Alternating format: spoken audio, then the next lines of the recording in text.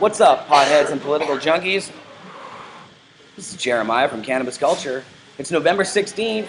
This is CCN Live. Big show for you today. On the program, Dana Larsen of Sensible BC to tell you why British Columbia should follow in Washington and Colorado's marijuana legalization footsteps. We have a ballot initiative upcoming here in British Columbia. Dana's been working on through Sensible BC. It's a citizen ballot initiative, and that means we go to the polls if it does indeed make it. We would go and actually vote on it, and we'd have to collect enough signatures to actually make that happen. So 2014 is the year that it's projected that we'll actually be putting it all together. But you guys can sign up right now at sensiblebc.ca. Put your name on the list if you live in British Columbia, and spread that around to other people. Yes, hooray for Dana, Joyce said in the chat. Dana's an awesome guy. He's the former founding editor of Cannabis Culture, so we're excited to have him on the show. He's actually on tour right now across British Columbia talking about Sensible BC, so he's going to be joining us from the road, and we're going to Skype him in if everything works out correctly. He'll be joining us a little later in the program. It's going to be a long one again today. I got a lot to play for you guys, tons of videos. Of course, marijuana legalization in the United States. The mainstream media is going crazy with news about Washington and Colorado, and I've done a bunch of clipping, and I have a ton of news clips, many of them that I haven't even seen myself, so we'll be watching them together. Some of them look exciting. I'm basically overflowing with stuff. I can't keep up with all the news that's happening. It's just insane. It's probably the greatest thing that's happened to our movement in modern times, and the press reporting shows it. They really are paying attention now. So we have in Vancouver, our own Vancouver Sun endorsing Sensible BC. We have the Times columnist in Victoria endorsing it. Several columnists, both conservative and progressive, supporting it. So it's going to be a big deal here in BC. Hopefully we can get this one passed, just like the HST. All right, so before we get into Sensible BC and what's happening here in Canada, I want to talk about what's going on down in the States and play you guys some videos. So, and I'm actually broadcasting, I don't know if this is in high def, I don't think it is. I'm broadcasting to you guys off my laptop right now. We had some weird technical issues with our main computer. We'll be switching to HD shortly if that's not HD right now. It doesn't look like it is. I don't know, you guys let me know. How's it look? It looks a little choppy on my end here. I'm connected through wireless, so hopefully that's not as choppy for you guys as it is for me.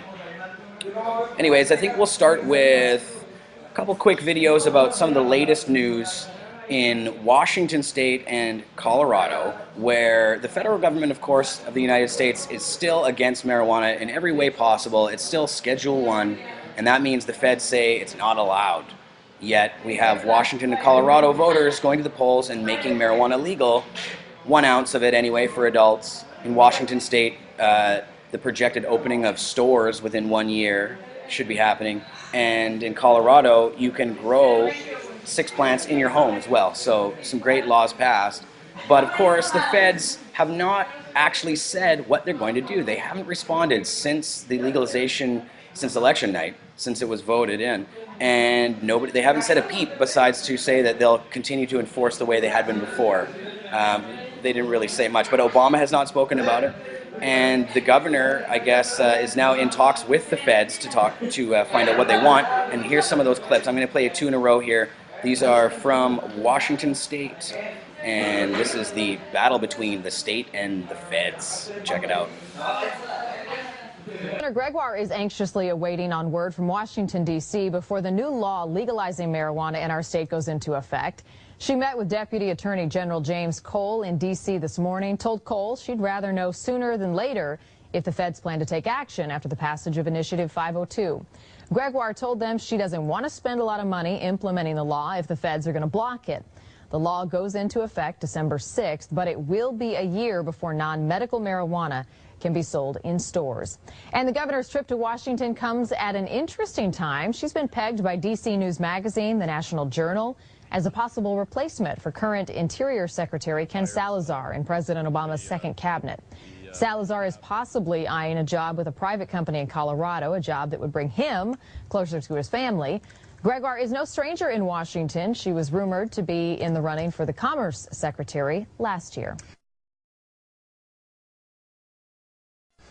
The voters have spoken, but so far the feds have not when it comes to implementing the state's new marijuana law. The governor is looking for answers right now, but as John Hopperstad tells us, she's not getting them.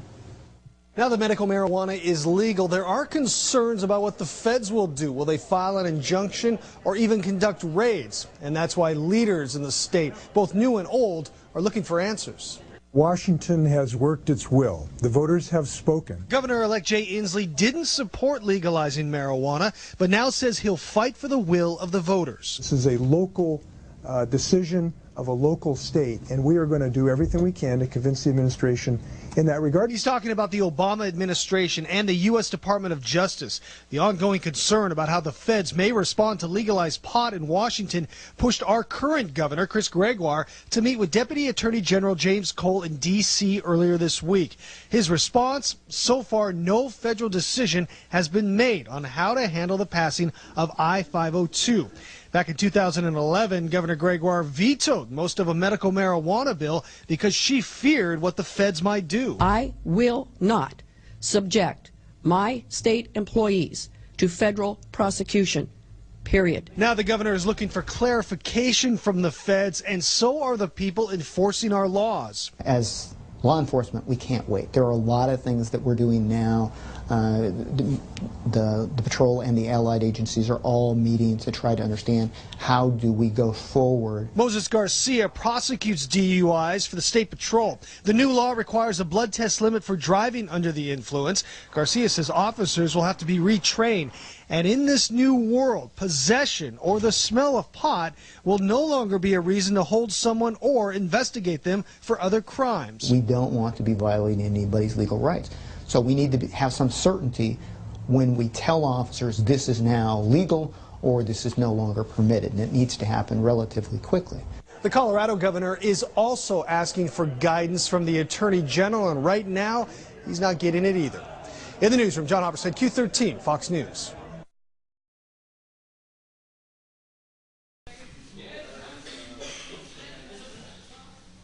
All right. So, yeah, nobody really knows what's going to happen yet. There's lots of speculation coming from the media on all sides. People saying they think Obama's going to start to crack down. People saying they think Obama will have to leave it alone and not touch it. We have people clamoring in other countries for legalization now. There's several bills moving forward within the United States in at least 4 different states to either legalize or decriminalize pot outright. So there's lots and lots happening. I wanted to play, I was just saying they're clamoring in other countries for marijuana legalization now. Mexico, the president of Mexico, Felipe Calderon, quickly came out after the legalization effort and said the U.S. government does not have the moral authority to enforce the drug law any longer, with, you know, Colorado smack dab in the center of the United States legalizing cultivation. Thank you. Oh. I'm going to light this joint. Karina just handed me a lighter. Hi, Karina. My girl. And after I play this video, I'm going to play a little video here from Al Jazeera about Mexico and what's happening there because of the U.S. legalization vote. So, and then after that, I'm hoping to bring on Jodie Emery, onto the show to talk about her latest appearance. Well, no, I'm going to play a video first. I'm just giving them the heads up. You'll be getting some Jodie action after this. Okay, hold on a sec here. I'm queuing up the videos by myself here. Just make sure I can find this one. Too many videos for you guys today, I guess. Latin American states. Yeah, so this is a clip from Al Jazeera. And if you haven't been to their website watching videos, man, they have a lot of good stuff on there. Some really great reporting comes from Al Jazeera, I think. Okay, check this out. Back in a sec. Last week's U.S. elections included a victory for pot smokers. For the first time, 2 states, Washington and Colorado, legalized possession of marijuana for recreational use. In Colorado, the weed got more votes than either President Barack Obama or Mitt Romney. That's big news in Mexico and Central America, where governments backed by U.S. arms, money, and encouragement have been fighting a costly war against drug traffickers. Outgoing Mexican President Felipe Calderon called it a paradigm shift. Resulta necesario analizar a profundidad. We need to thoroughly analyze the implication for the public policy of our countries of the legalization of marijuana at the local and national level in other nations in the Americas. It's not clear exactly what that means, but changes in drug policy seem likely. At least 60,000 people have been killed in drug violence during Calderón's 6-year presidency. Decriminalizing drugs has been the subject of increased debate in Central America. In Guatemala, where the police and army are outgunned by Mexico-based drug gangs, President Otto Pérez Molina said earlier this year he's considering legalization as a way to stem the violence. If pot were legally grown and sold in the U.S. instead of grown and smuggled in from Mexico, it might well cut into drug cartel profits. But by how much? A Mexican Competitiveness Institute study says the cartels would lose $2.8 billion just from legalization in Colorado and Washington. But the California-based Rand Institute think tank estimated in 2010 that the cartel's bottom line would be barely affected. It's impossible to make accurate estimates. The cartels don't publish their profit and loss statements. President Obama opposes legalization. The capacity of a large-scale drug trade to dominate certain countries, if they were allowed to operate legally without any constraint, could be just as corrupting, if not more corrupting, than the status quo. But the topic seems likely to be discussed when Mexican President-elect Enrique Peña Nieto pays a visit to the White House later this month. Rob Reynolds, Al Jazeera, Washington. Hey, man. Am I driving okay?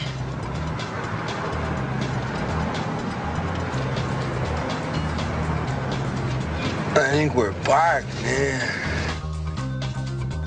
That was Cheech and Chong. The marijuana conversation has lit up once again after 3 states in the U.S. voted to lighten their pot laws. You know my view on this sort of stuff. We need less laws in this country, period, not more. Sure, marijuana can harm you, but so can alcohol, junk food, firearms. The potential for harm doesn't justify the restriction of our liberties. And looks like Liberal leadership contender Justin Trudeau has jumped on the bandwagon. Kinda, sorta. He said this: "I think we have to recognize first and foremost that the war on drugs as it exists now doesn't work. So I am a huge supporter of decriminalization." He said this yesterday to a group of giggling high school students. He also toyed with full-on legalization. You might think this is a victory for marijuana advocates, but Trudeau has been surprisingly inconsistent on this record. Here's what he said earlier this year: "My own issue is that we're trying to encourage people to drink less and smoke less tobacco, to legalize something that we know is perhaps not as harmful but not necessarily healthy could be a step in the wrong direction. But I do believe in free choice." It's almost like he's flip-flopping to secure votes. A politician do that? Why, I never. What's the real Trudeau position here? Jodie Emery is an editor of Cannabis Culture magazine and the wife of the Prince of Pot, Mark Emery, who's currently in jail in the U.S. on drug charges. Jodie, I understand that that Mark has a bit of a history with Justin. That might tell us a bit about this. Tell me about that. Well, Mark certainly has spent some time with Justin Trudeau when he was at Idea City many years ago. And like many Canadians, I think it's fair to say that Justin Trudeau has partaken in cannabis at some point in his lifetime.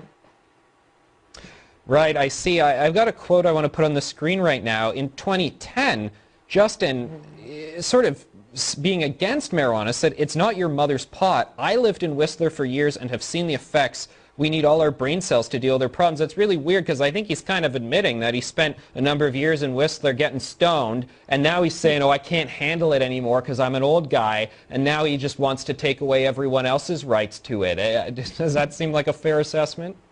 Well, it is pretty disappointing, particularly when Bill C-10, the mandatory minimums, at that time it was called C-10, when that was voted on in Parliament, Justin Trudeau stood up and voted in favor of it. And that meant in favor of mandatory minimum prison time for pot. So he has been flip-flopping a lot, but you know, I suppose if somebody doesn't hold a firm position, you can try and woo them over to your side. So I'll try and do that with him. Yeah, it does seem to me like he's being just a bit of a typical politician, and that he's saying things, I mean, nobody out there can really disagree with him in some sense, because he's really catering to every different view on marijuana. But it seems to me that at least the marijuana advocacy crowd is hip to this inconsistency, and I think it could result in him having no support. But you are saying that you're still going to try and woo him in your direction. Well, absolutely. I mean, the Liberal Party voted that they would support legalization as part of their party platform. And we know that 66% of Canadians in the last poll support legalization. Almost 60% of conservative voters want legalization. And we know that the numbers continue to rise, not just among young people, but especially 55 and older. They voted mostly in favor of legalization. So if Justin Trudeau or Stephen Harper or anybody would like to get the majority of Canadians on board, the majority want legalization, so they should certainly cater to that demand. Now, Jodie, our viewers might not be familiar with your story and the story of your husband. Could you give us a little crash course on the law in play here and why your husband is in jail in the U.S.?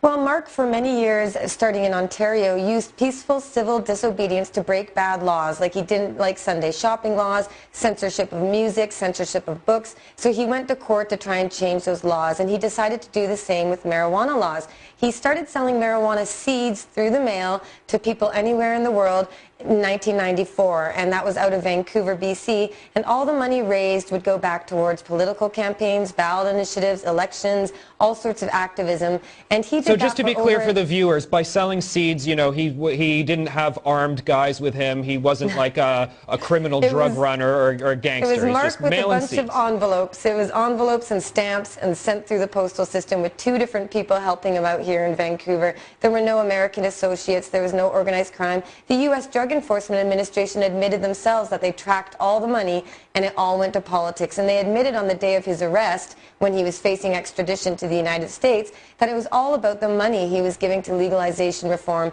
But even Mark's own prosecutor, John McKay, district attorney, has now become a legalization advocate, not because he wants to get high, but because he realizes that billions of dollars are wasted on drug law enforcement. The problem hasn't changed at all, and gangsters continue to get rich while young people continue to get involved with drugs, and public safety is put at risk, not to mention police officers and everyone out there. So prohibition as a policy, which Mark has been fighting against his whole life, is now joining up with allies from law enforcement, the political spectrum, health officers. Most people agree that using the criminal law to punish pot users is not reducing use at all and is only a waste of precious tax dollars at a time when we can't afford to waste any money at all. Now, Jodie, I can imagine what some contrarians might say to that, and they'd say, well, you know, it's a gateway drug, so it's going to be fueling people to get into even worse drugs. How do you respond to that?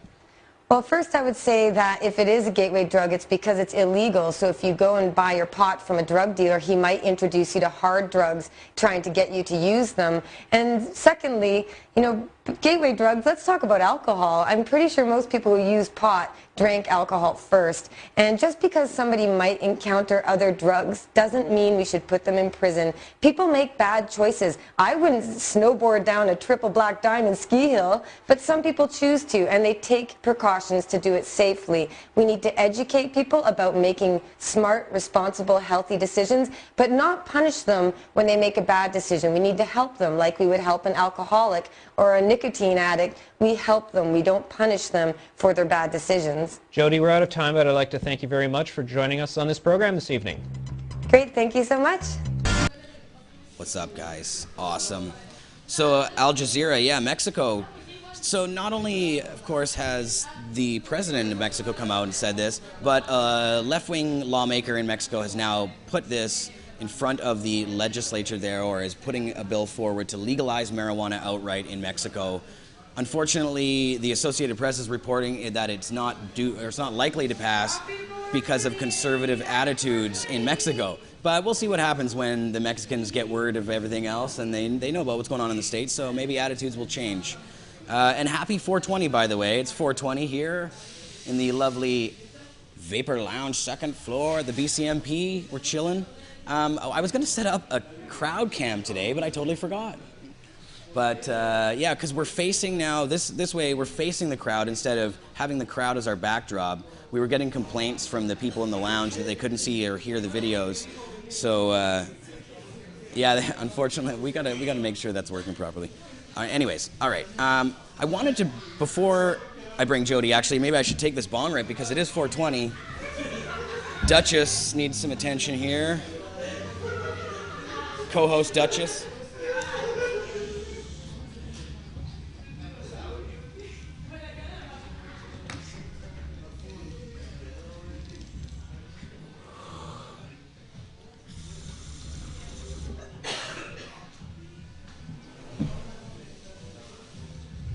Woo. Oh, delicious. The blueberry I'm smoking. Very nice.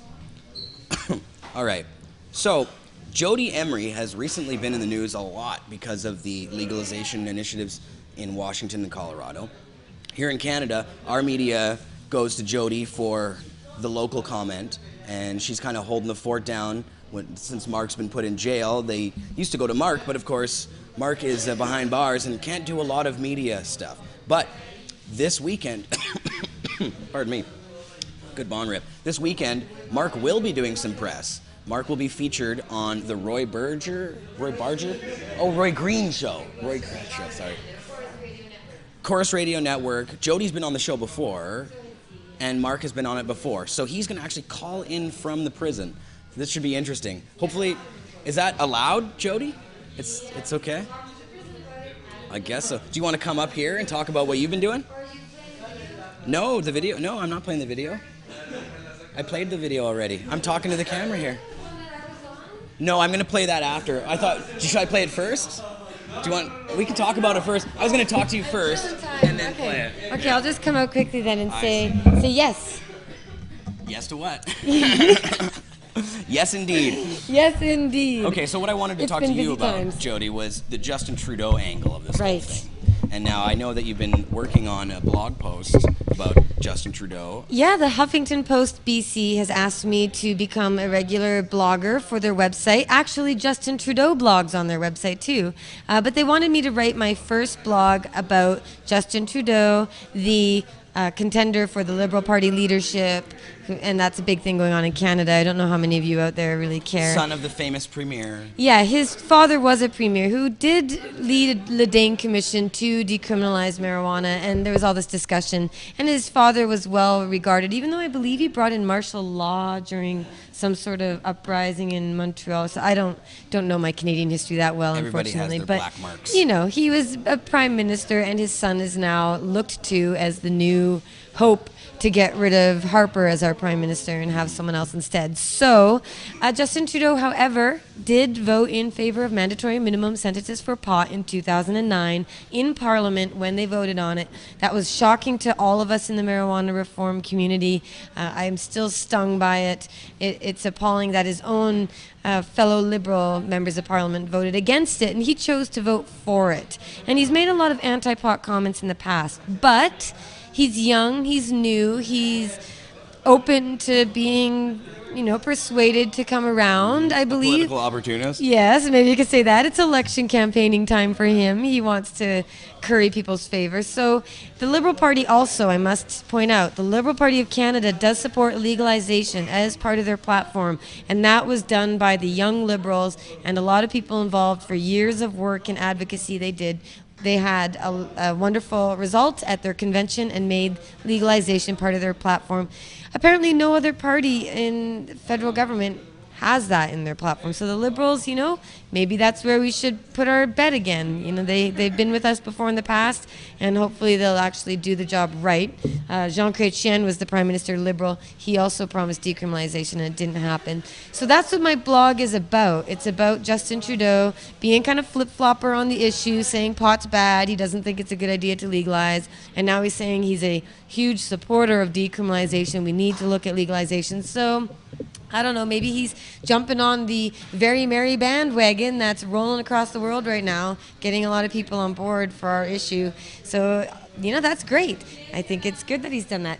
But I was asked by Sun TV the conservative right-wing Fox News of the North network to talk about Justin Trudeau and his wobbly stance on weed. And of course I had to admit that yes, his comments, which they present, are contradictory, but he can still be on our side. Enemies are joining our side every day. Maybe I shouldn't say enemies, but people who didn't know better before now know better and are joining our side. So he's a new ally. The enlightened. Yeah. He's a new ally in a sense.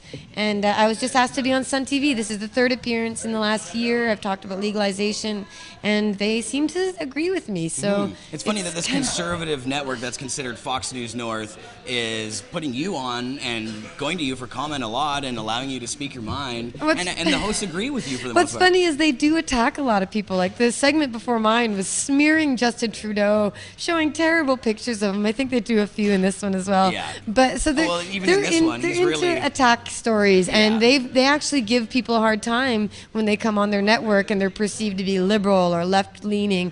So I guess they think I am kind of conservative, maybe conservative in some ways, liberal in other ways, libertarian, anarchist. I don't know. I'm not anything. I'm just. You're something. Yeah, but the point being, somewhere in there. I'm just an Emeryan. There you go. There you go. That's right. We'll do like Ayn Rand and create a whole new philosophy. That's not conservative at all. But anyway, here's the clip, and see what I have to say to the conservative audience. We're just about back. 1 second. There we are. Nothing in it. No.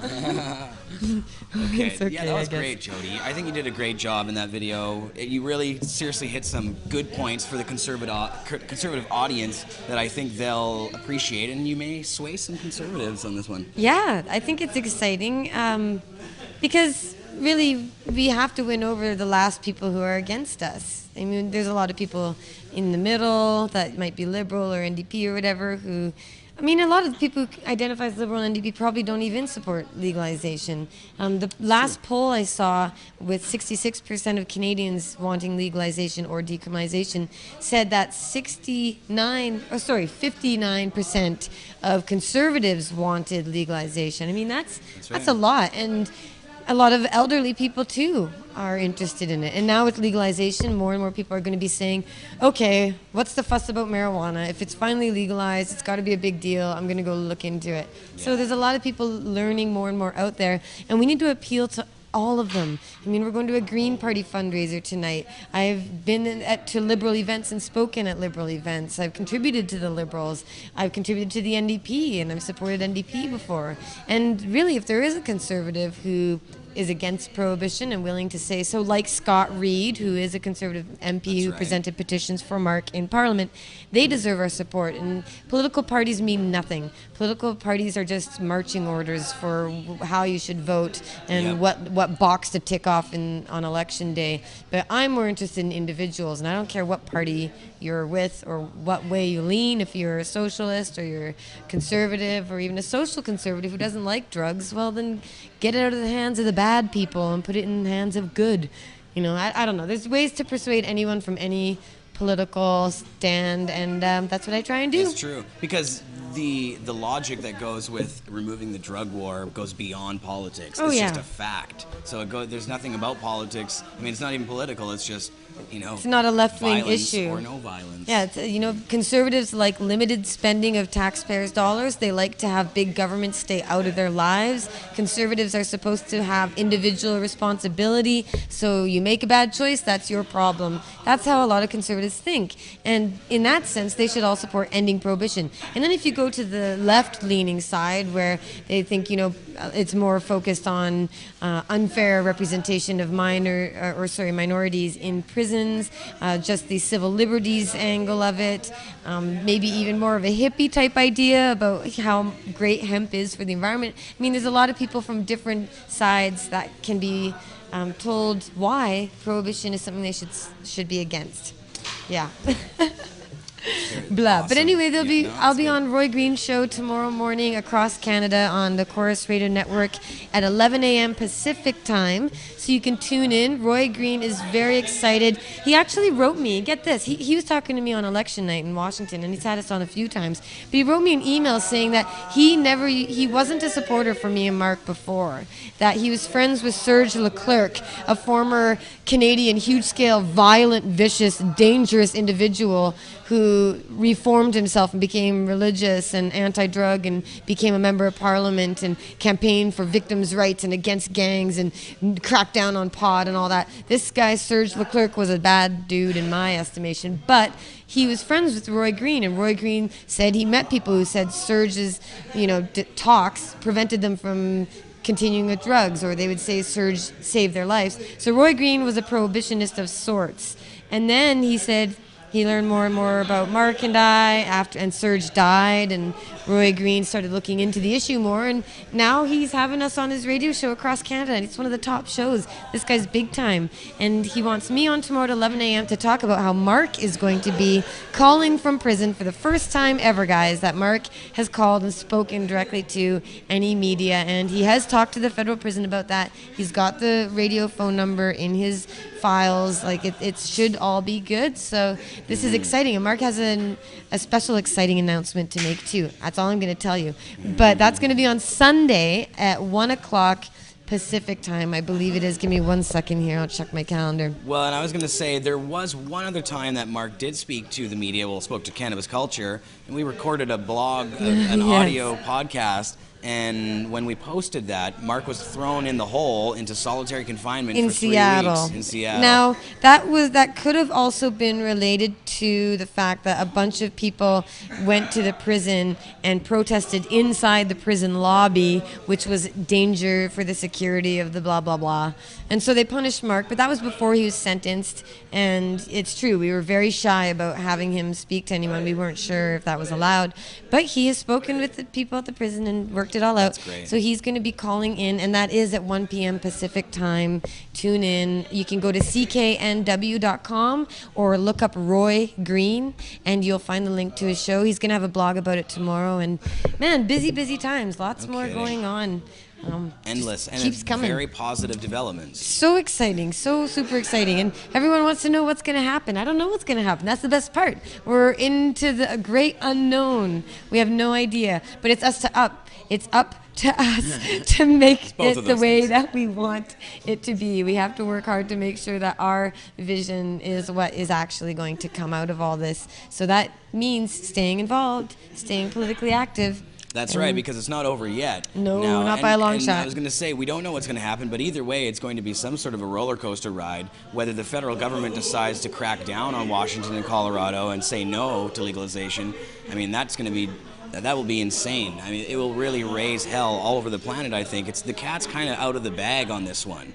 Yeah. So for Obama to say no after 2 states vote for it directly, And it's had public support. International news. It's had public support for decades. I mean, people want this. They want it to be legal. And now, some people kind of criticize the new Johnny-come-latelys who are saying, oh, yeah, we should legalize it. Well, hey, bring them on board. Bring them on board. We need those people. We need more and more. The more, the merrier. Like I said, the merry bandwagon. Let's have fun. The marijuana bandwagon. How about that? That's silly. But anyway, I'm going to let Jeremiah get to more stories. Thanks, and we're still Jodie. waiting on Dana to get back to us. He hasn't answered yet? So Yeah, he's Dana's probably on the busy. road right now. He's Busy in man. transit. He's driving from one town to another. So he is going to tune in with us as soon as he possibly can when he gets to his hotel. And he has a fantastic endorsement in the Vancouver Sun. You guys, check out my latest weekly show. I share the editorial and the article that are in the big paper. It's an awesome thing to see. And yeah, I'll promote my show. It's on youtube.com/PotTV Network. Right now, part of this it'll network. be on Cannabis Culture over the weekend as well. It's not live, but tune in, enter to win a Mark prize pack and stuff. Yeah, lots of goodies you've been giving away lately, Jodie. Yes, every you had a week whole bunch. I have a lot to get back to, so. All right. Thanks, Jodie. Okay, have fun. Much with the apprecited. show. Awesome work on Sun TV. Sorry, actually, this is exciting. 2 years ago today, November 16th, I went on YouTube and found out was when I filmed my first Jodie Emery show of the weekly segment, and in it I said, we've decided to do more for Pot TV. Jeremiah Vandermeer is going to start a weekly show on Fridays called This Week in Weed. That's what it's called. Yeah. And I was starting my brand new Jodie Emery show. So there's 2 years of history. You can check it all out at pot.tv and on our Pot TV YouTube account and on my Jodie Emery YouTube account. That's where I saw all the videos and how far back they went. But 2 years, guys, 2 years we've been bringing you live streaming again, just like the origins of Pot TV back before YouTube and any other video system. Mark Emery spent $250,000 to bring you the first marijuana video streaming website. And we're back and we're big. So share us around. Woo! All right. Now Awesome. Thanks, Jodie. No, it's very true. And actually, we'll be celebrating our 100th episode coming up very soon here. We're just about there. So we'll have something special for you guys for our 100th episode. Should be fun. All right. So I wanted to play some more videos for you guys because I have so many of them and they're very, very good. I just love all this media attention. I'm totally just excited and enjoying this. I love seeing the looks on these journalists' faces. I mean, this is something that I think everybody wants to support, really, and there's a lot of editors and stuff that won't allow this message to get out there as much as it probably should be. It's not part of the echo chamber, front page media, CNN's, on the hour coverage. But CNN is having to change their tune a little bit, and I want to play this clip for you guys. This is just a 2.5-minute clip. Now, I actually haven't seen this one from CNN, so I'm excited to hear what they're saying. It's called CNN, War on Marijuana was the headline. Check it out.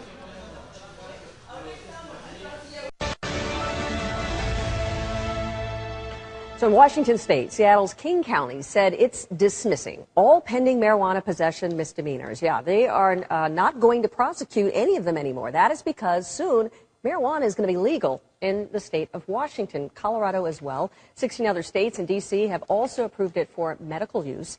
According to the U.S. Justice Department, it is still a Schedule I controlled substance. It is the same classification given to things like heroin, LSD, ecstasy. I'm going to bring in our senior medical correspondent, Elizabeth Cohen. People talk about this all the time. They're trying to figure out, is it good for you? Is it bad for you? What do you make of this debate? Okay, well, I think sometimes there are people who think, wow, good for you. I'm just going to smoke. I'm not sick or anything. I'm just going to smoke it because it's good for you. That's not the situation. The situation is that it's been shown, smoking marijuana has been shown to be good for specific medical problems. So let's look at what those specifically are. People who suffer from severe nausea have been helped by smoking marijuana. People who need to have their appetite stimulated, for example, AIDS patients, people on chemotherapy have a tough time eating. This helps them eat. Also, people who suffer neuropathic pain, sort of the pins and needles that some people get, marijuana has also been shown to be useful for that. So what are the downsides?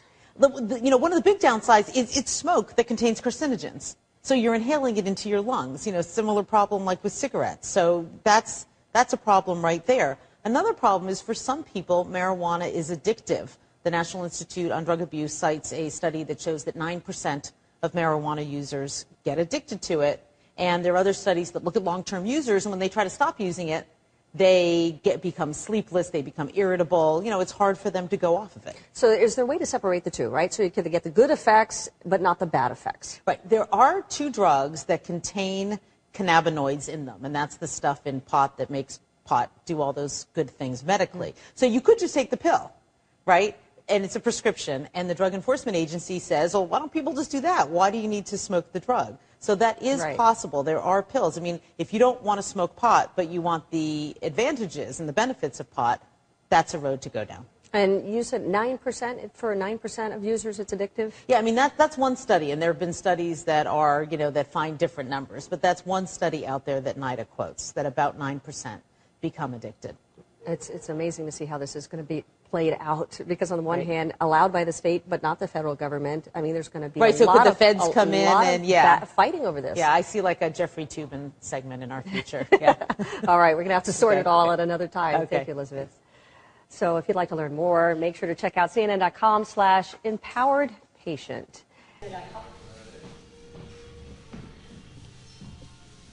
Ooh, are Hello, are we back? I think it jumped back. Okay, it's working. So CNN, huh? Yeah, I just wanted to comment on a couple things she said there. One, they're talking about this study that shows 9% of marijuana users become addicted. What she's not saying is that it's not an actual physical addiction with marijuana. People who become addicted to marijuana are emotionally addicted, not physically addicted to marijuana. So, I mean, you can become addicted to anything. You can become addicted to sucking your thumb or masturbating or anything. You know, and that's not necessarily dependent on the substance that you're abusing. So, but yeah, some good info there, some not so good info. Of course, carcinogens in the marijuana when you smoke it, the studies have shown that even though there are carcinogens in cannabis, when you do burn it, that there seems to be a cancer-fighting property, and they call it an expectorant that cleans your lungs out, so not leaving a lot of those carcinogens there in the end to pollute your lungs and give you cancer. So there's, you know, a lot of stuff that's kind of missing from CNN's coverage, but there you go. So CNN is one news network talking about it. I wanted to play this clip from Fox News for you guys. This clip features Dale Skye Jones of Oaksterdam University. I think she's a fantastic advocate. We had the pleasure to hang out with her a little bit when we were down in California in 2010 for the Prop 19 election coverage, and yeah, she did a great job representing Oaksterdam University, and she's doing a great job now. So I'm going to play this little clip from Fox News, and then we'll talk a little more on the other side.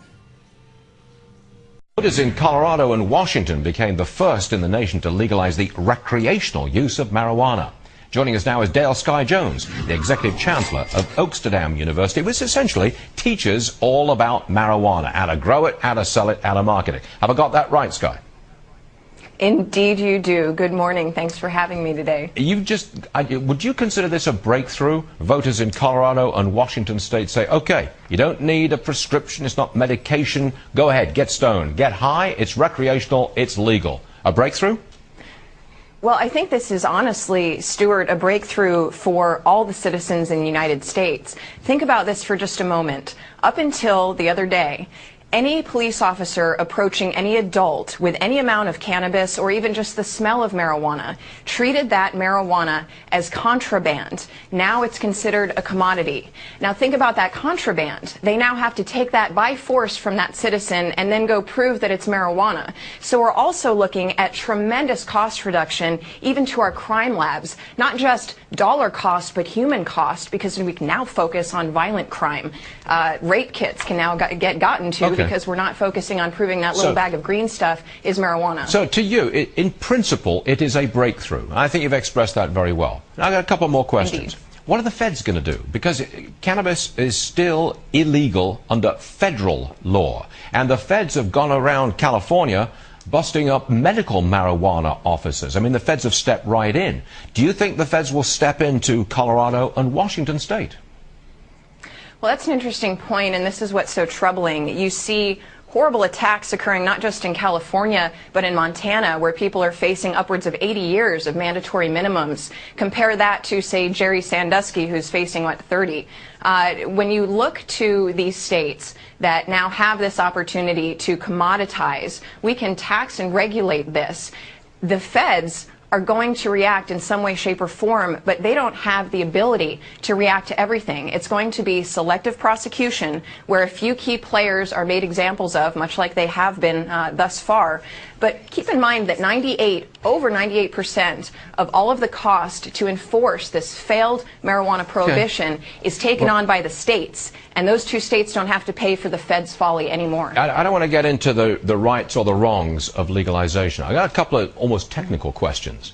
Is it true that the strength of marijuana, I believe it's called the THC content, has it gone straight through the roof? Because you guys in your labs have been making a very potent strain. Is that true? Well, actually, it happens more often in grow rooms that strains are selected for different types of benefits, and in some cases, yes, how high.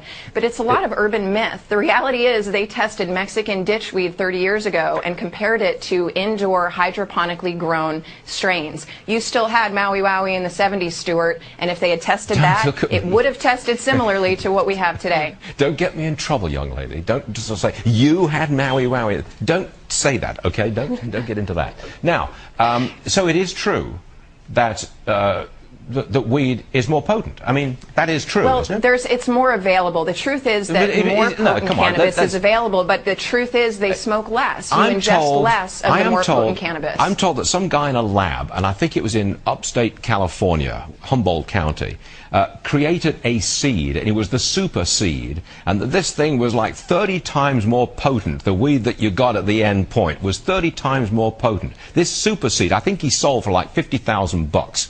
Is there any truth to that whatsoever? I would say that if it's not urban myth, then I'd like to meet that guy and sell him a bridge, because the way that cannabis works is sexual, just like humans. Stuart, I'm about to get you in trouble again. It needs a male and a female to make that seed. And so unless you are cloning a plant that is already known, you have no idea what that seed is going to be. If you go plant an apple, a Macintosh apple, you're going to get a crab apple at the end, and you don't know what that seed is going to produce. We're going to leave it right there, Dale Sky Jones. But look, it's very interesting. And I hope you can come back to Oaksterdam University one of these days and learn more about what we're talking about. Look, I think it was very interesting that you say look, it's a breakthrough in terms of principle in Washington State and Colorado, and I think you're right on that. Dale, thanks for joining us. Indeed, it's the costliest war we've had, Stuart, in the last 40 years. You always get that last word in there. Very good. We'll see you soon, Dale. Thank Fox News, huh? Wow, what a goof that guy is. That commentator. We're back, by the way. Yeah, that is bizarre. His questions are hilarious. I heard somewhere that marijuana makes white women sleep with Negroes. Is that true? Yeah, his comments are a little antiquated, I think. I think those myths about pot were dispelled a hell of a long time ago. The super seed. Yeah, I don't know about that one. That's crazy stuff. Anyways, Fox News, what do you expect from those guys? But Dale did a great job there.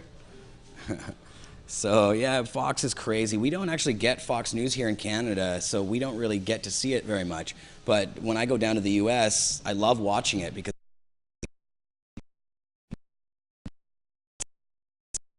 it's just so evident that they're not fair and balanced when you watch it. You know they're just lying to you at every second, so it's humorous. Okay, more videos for you guys. Now, I have a few progressive voices to play for you guys from the mainstream media. Rachel Maddow here. That's the first one I'm going to play. Then I'm going to play a Young Turks video for you after that. And I do have a couple others. Now, I'm hoping that Dana is able to get in contact with us soon. Still no word from Dana? Okay.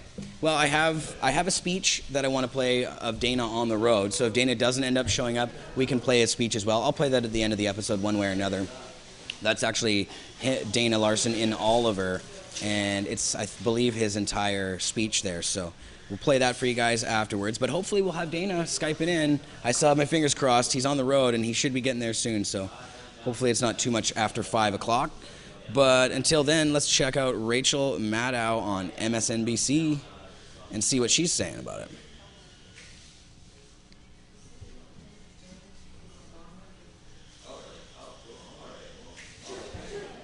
There's a bit of a lag here going on. That's weird. Super lag. This is the list of rum that is sold in the state of Utah. This is the full list of light rum, white rum that you can buy in Utah, the kind of rum you use to make a daiquiri. It's an okay list. It's not great if you're a big rum fan, but I got to tell you, it is better than the mezcal list. Look, this is all the mezcal that you can get in the state of Utah. That's it. Those two, legally. Even though one of the two mezcals you can get apparently has illegal as its brand name, this is all that you can legally get as far as it goes mezcal in the state of Utah. However, if you have a kind of rum or a kind of mezcal or even a label of wine that you would like to be able to get, but that isn't on the Utah state list, you can request it from the state government. If you click on the little shopping cart there on their website, it takes you to the special orders page where you can ask your state government to please buy you some better mezcal or whatever. You have to ask them, though. They do try to be helpful. There's a whole section of the state government's website about how to best pair the wines of the state of Utah with various types of food. And this is not like a tourism thing. This is not an export thing. This is not just wines made in Utah. It's wines from everywhere, but the state has to get them for you. It used to be that there was a state employee in Utah whose job it was to taste every alcohol, every wine, every whiskey that the state was considering allowing into the state to be sold. I don't know if there still is someone who has that job, but it wasn't that long ago. It's because in Utah, the Department of Alcoholic Beverage Control is not only tasked with enforcing liquor laws in the state, doing things like giving out liquor licenses, they also choose which wines and beers and spirits the citizens of the state of Utah may purchase. The state government, on behalf of its residents, tastes wine and decides if it is good enough for Utah. The way that the states deal with booze is really weird. I've always thought that it's mostly because we had a long, strange, national failed experiment called Prohibition that was not all that long ago, from which we really haven't quite totally recovered. When Prohibition ended in 1933, Americans could legally buy and sell and drink booze for the first time in 13 years. And people were obviously psyched when Prohibition ended, but there was a lot of policy to figure out just in terms of how the country was going to sell and regulate alcohol. Would cities do it? Would states do it? The federal government? Should you have to apply for a license to sell alcohol? How old should you have to be in order to drink alcohol? States came up with their own answers to those questions, and the laws between the states, even all these decades later, are still really diverse. Today, for example, 18 states are called control states, which means they control the wholesale and, in most cases, retail sales of alcohol. That's why in a control state like Utah, the state chooses your wines for you and hopefully will help you pair them with your dinner. Weirdly, the state of Maryland is not a control state, but there is one county in the state, Montgomery County, that does it that way too. A little taste of Utah in the middle of Maryland. The heterogeneity on these issues isn't just between places that have state stores for booze and states that don't have state stores. I mean, in some places you can buy beer or wine or even the hard stuff at your average Rite Aid or your average gas station. In some places you can buy beer at a gas station, but spirits have to come from one of those state stores that looks like a prison, right? There are all of these different levels of control on the sale and distribution of booze, up to and including the state becoming the retailer that sells you the booze. And now that is about to happen with pot, too. Sort of. 3 states had wide-ranging new rules about pot on the ballot this year. Not about medical marijuana, but just about recreational use of marijuana. The measures passed in Washington and in Colorado, but not in Oregon, which is interesting given that Oregon is an even more blue state than Colorado is. But Oregon was voting on something slightly different. The model of the state-run store that sells all the liquor in the state, the Utah model, right? That is what Oregon was considering for pot. The idea that the state would regulate people growing pot, regulate people processing it, like drying it and packaging it and getting it ready to be sold. And in Oregon, the proposal was that the state itself would buy all of the pot in the state and then sell that pot to Oregon residents, presumably at stores that look like prisons, like they do with whiskey in North Carolina and Utah and a bunch of other states too. That model of how to deal with legalized pot is what was rejected in Oregon this year. But what was accepted in Colorado and Washington State, on the other hand, was a proposal that those states should license and regulate people to grow marijuana, license and regulate people to process it and prepare it for sale. But then, in Colorado and Washington, what they said is that the state should also regulate normal businesses, private for-profit stores, to operate like regular liquor stores, like regular businesses, selling this newly legal product that will be regulated and taxed by the state. That is the proposal that won by 10 points in Colorado and by 12 points in Washington State. According to these ballot initiatives, it will not be illegal to buy or possess less than an ounce of pot if you're over the age of 21. So, on paper at least, the idea is that pot will now be regulated much the same way that alcohol is. But the really important difference is that according to the federal government, and therefore for the whole United States of America everywhere, According to the federal government, it is still illegal to possess or buy or sell pot. And that is just as much the law as these new state laws are that say quite the opposite. So what's going to happen here? Is it legal or not? Is it going to be legal to buy and sell and smoke pot in Colorado and Washington, or is it not? We are not the only ones asking this question. The people in charge are asking this question, too. The governor of Colorado, John Hickenlooper, has indicated that he also has no idea how this is going to work. On Election Day, he put out a statement reminding Coloradans that under federal law, pot is still illegal, and so Colorado residents should hold off on the Cheetos and goldfish for the time being. In Washington state, the outgoing governor there, Chris Gregoire, met with the federal deputy attorney general today to try to figure out how this is going to be handled, this direct conflict between federal and state law. Meanwhile, prosecutors in the two largest counties in Washington state have taken matters into their own hands. They have dropped hundreds of cases of pot possession. In that case, hundreds of criminal cases have been dropped. The King County prosecutor says there's no point in continuing to seek criminal penalties for conduct that will be legal next month. True enough. However, in the same state, out in the eastern part of Washington state, in Spokane County, prosecutors there say they plan to keep arresting people just as they do now for pot-related offenses. Their argument out in Spokane is that the only legal way to get pot in Washington, even after this new state law goes into effect, will be to buy that pot from a state-regulated pot store. And those state-regulated pot stores don't exist yet. But they might soon be created if the federal government allows that to happen, and nobody knows if the federal government will allow that to happen. This is policy soup, and I do not mean that as a Munchies joke. We've all had enough of those. This just literally does not make any sense yet.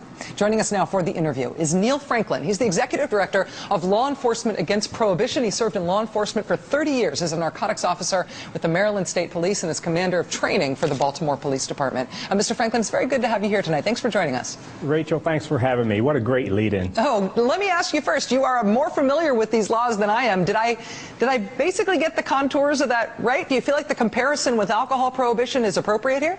Absolutely. It is appropriate. It was the states back in 1933 that ended alcohol prohibition. They were the ones that took the initiative to move the federal government towards change. You are a supporter, I know, of the decriminalization of marijuana. With your background in law enforcement, specifically working in narcotics law enforcement, how did you come to this political point of view? Well, it didn't happen overnight, but there was one key moment back in 2000, October. I had just retired from the Maryland State Police the year before, went to work for Baltimore Police Department as a Commander of Training. And a good friend of mine and comrade, Ed Totley, was working undercover for the Maryland State Police. He was assigned to an FBI task force in Washington, D.C., and he was buying drugs from a mid-level drug dealer. This time, the drug dealer decided that he wanted to keep both the drugs and the money, and he executed Ed Totley right on the spot. He shot him in the side of the head. And that made me start to think. I thought back to Marcellus Ward, who was working undercover for the Baltimore Police Department when I was back in the 80s. He was killed in a similar manner. A couple officers in Baltimore City were killed right on the street by drug dealers. But then, just a couple years after Ed Totley's assassination, the Dawson family of 7 right here in Baltimore were murdered one night by a drug dealer who occupied the corner right outside their home. The mother was working with the police, being a good citizen, and he set their home on fire early one morning because he disagreed with her interfering with his marketplace. That was my turning point. When you talk to people who disagree with you on this issue, when you try to make the case for decriminalization, how do you explain why incidents of violence like that you've lived through, people that you know and have worked with and have seen as colleagues who have died in the line of fire in this war on drugs, how do you make the case that decriminalization would get rid of that sort of horrific violence? Well, let's be clear, not decriminalization, because all that does is remove the criminal penalty from possession. You still would have your illicit trade, the drug dealers on the street, the cartel in Mexico. Legalization with regulation and control is what we want to do. We want to remove this completely from the hands of criminal gangs and the cartel. That will affect the violence. That's when the violence goes down. In terms of what's been just approved by the voters in Colorado and in Washington state, it seems unclear to me now what's going to happen in these states where state law is in opposition to federal law. How do you think that law enforcement is going to handle this? And ultimately, is this a decision that's made at the political level or at the law enforcement level?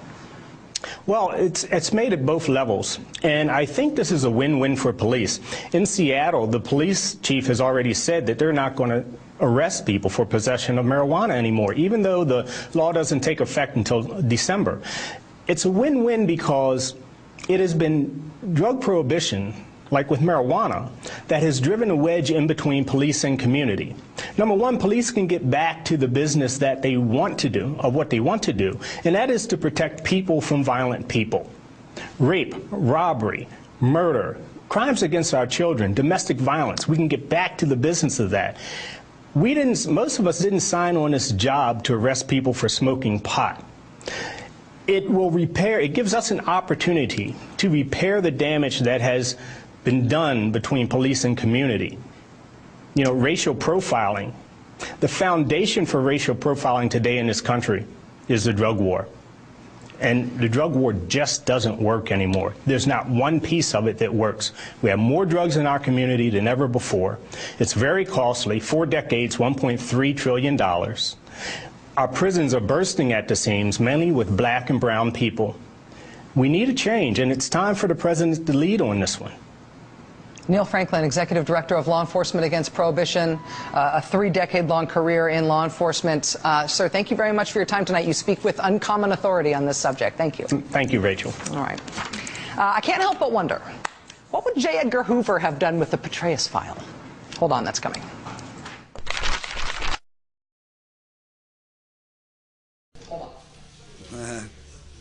All right.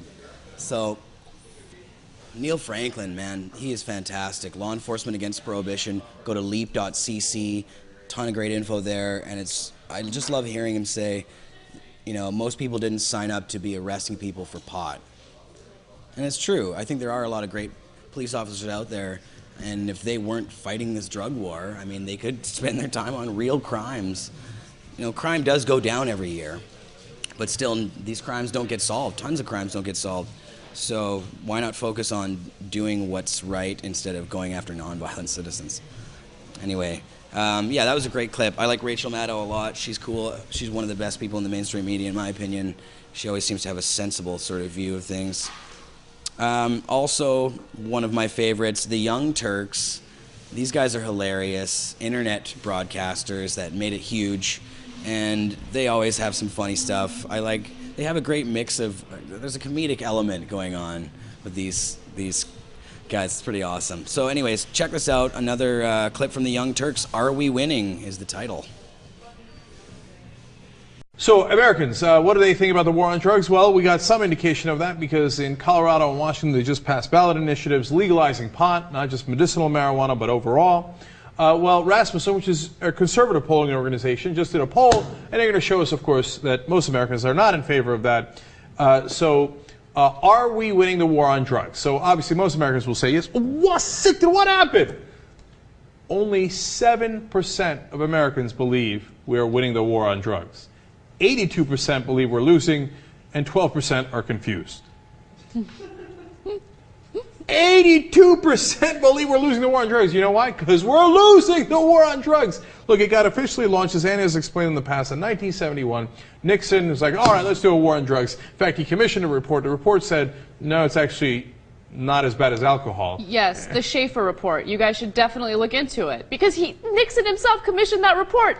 Governor Schaefer did the report, which proves it's not as bad. Nixon took it, ripped it up, and said, I don't care. I'm still going to be strict when it comes to drug policy, especially on marijuana. Now, what has happened in the meanwhile? Right now, our cost for the war on drugs is estimated at $20 to $25 billion a year. But that does not count prosecution and incarceration for drug offenders, which is the lion's share. So even not counting that is costing us a tremendous amount of money.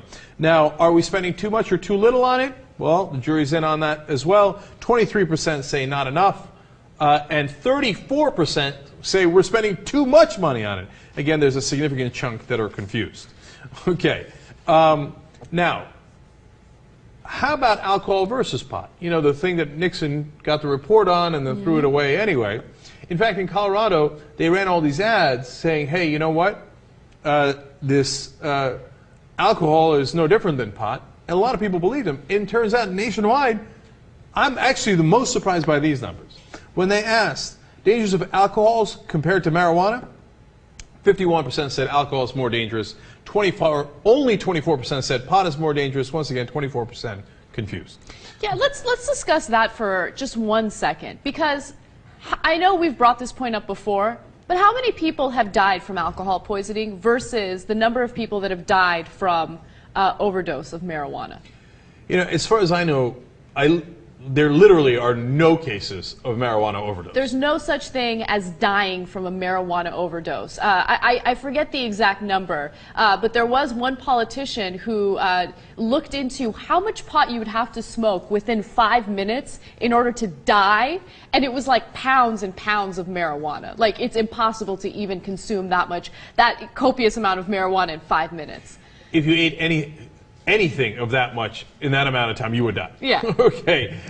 In fact, you literally couldn't do it. Your stomach might explode. So it just doesn't, it's not true. And what's great about that is that that's it. The American people are onto it. They're like, yeah, after all these years of lie on top of lie, propaganda on top of propaganda from our government, we've had enough. We know alcohol is more dangerous. Pot is less dangerous. We know we spent too much. We know we're never going to, quote unquote, win this war on drugs. And here's one last interesting thing. 88% of respondents hadn't smoked pot in the last year. So it's not like these are potheads who are like, yeah, man, I just want to get high. They're people like us. I haven't smoked pot in the last year, and I just don't smoke it, right? It's not that I've never smoked it, but I never got a high off of it. I don't care, so I don't smoke pot. That's not why. It's asinine. That's why I'm against the war on drugs. And let alone what this doesn't survey, which is the 50, 60,000 dead people in Mexico because of this insane war on drugs, which I know Americans are like, Mexico. But I care, and a lot of people in this country care about what we're doing to other countries with our insanity on war on drugs. But as I look at this, Anna, I think tick-tock, tick-tock. We're going to win. They're going to lose. We're going to legalize. Try and get him back. All right. Hello. Oh, there he is. We can hear him, but oh, no, he's back. He's fine. Okay. So, on the Skype screen, right next to me here, is Mr. Dana Larsen, the former founding editor of Cannabis Culture, the founder of the Vancouver Seed Bank, the founder of the Vancouver Medicinal Cannabis Dispensary, and now the founder and director of Sensible BC, the group behind a ballot initiative here in the province of British Columbia to decriminalize marijuana, or at least defund policing for enforcement against marijuana possession. Dana, awesome to have you on the show. Can you hear me? Hey, thanks for having me. I'm Terrace, BC, in the Walmart Park. Uh-oh. Now, Dana, it's a little choppy here. We're not getting you 100%. How are you connected to us? Can you hear me out there? This is my iPhone hotspot. Okay, now we can hear you. Okay, good stuff. All right, so say, where are you again? Tell the audience where you're at. I'm in Terrace, BC. I just pulled into the Walmart parking lot to have a little chat with you. Fantastic. Nice Walmart they have there? I haven't been inside. I'm not planning on stopping in. Well, thanks for pulling off the road for us, Dana. Is the traffic pretty crazy on your travels? I know you're jumping around a lot. Well, since October 17th, I've been everywhere from Hope to Sparwood, from Prince Rupert to Fort St. John, from Prince George to Grand Forks. I've been all through the interior and the north and the Kootenays, spreading the news about how we can change the cannabis laws in British Columbia. Yeah, that's fantastic. And so how's reaction been in some of these places? Well, I've been getting some really good local media coverage, and we've had a pretty good turnout, and the numbers keep growing and increasing everywhere we go as the word spreads more and people hear about it. In Cornell, it was packed with over 30 people showing up, standing room only, very supportive crowd, and this is really just the first wave of what's going to be quite a long campaign. Right, because of course maybe we should get into the details of Sensible BC just to fill in the audience who don't understand or don't know about it. Sensible BC, of course, is a ballot initiative. In Canada, there's actually only one province, that's BC, that's allowed to have this type of ballot initiative. So we're kind of unique in that way. And Dana, can you explain to people what Sensible BC is working on here and what the ballot initiative is all about?